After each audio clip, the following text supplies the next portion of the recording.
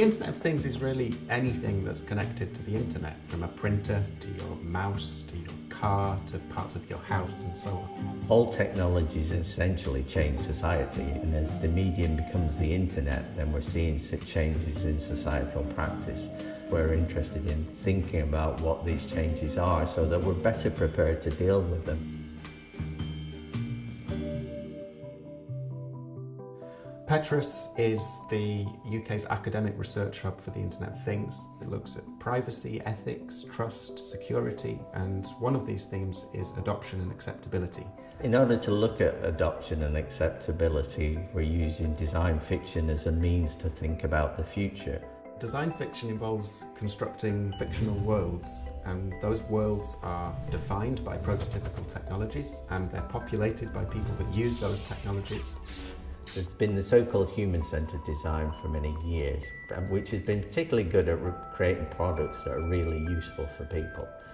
The problem when we connect that device to the internet is that often by making it very simple and easy, we mask potential problems, particularly around security and privacy, because they're assuming that the person doesn't need to know what else is going on, only what the function is. Centerless design is a notion that we've coined to try and describe a change in the way that we need to think about designing Internet of Things products. To represent centerless design, we use this metaphor of constellations. We're not designing for one point of view, not the point of view of the customer, or indeed the corporation, or the point of view of the device. Together, these things form a constellation. They're still individual stars, they're still individual things on the internet, but when they're viewed together, they become a whole new thing.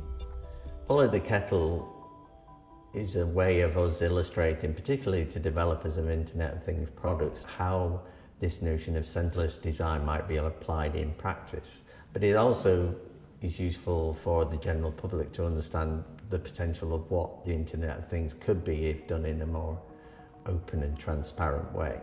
So we've created this fictional world in which Polly exists. It was funded by Kickstarter, and you can have this product in your home, but it also not only does the things you might expect of a smart kettle, it can recognize what coffee you're going to drink, but also how often it connects to the internet, who it talks to, how much data it sends, how much data it receives.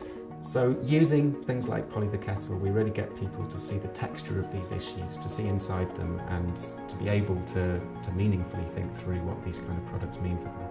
It's been really useful working with government organisations to get them to think of these are the potential futures, but what do we need to introduce to ensure that it's delivered in a way that is beneficial to society?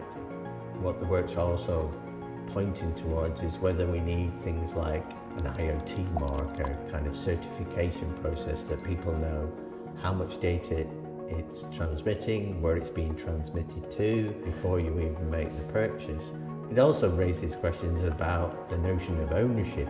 If this product needs to be updated with software and firmware and even replaced in the future, do we really need to own that product anymore, or should we go back to old rental models?